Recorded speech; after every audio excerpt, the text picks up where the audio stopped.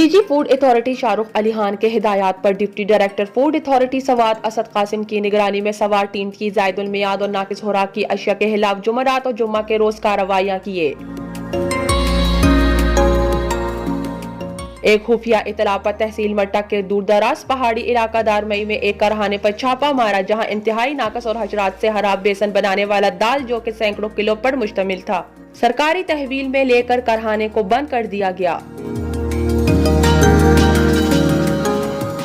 दूसरी जानिब आज जुम्मे के रोज तहसील बाबूजई के मुख्तलिफ इलाकों में कार्रवाई के दौरान मुख्तलिफ दुकानों से एक्सपायर अशिया और गैर मियारी खुराक की मवाद भी मौके पर जब्त किया गया। साथ ही में खुराक से वाबस्ता कारोबार की जियो टैगिंग भी तेजी से जारी है।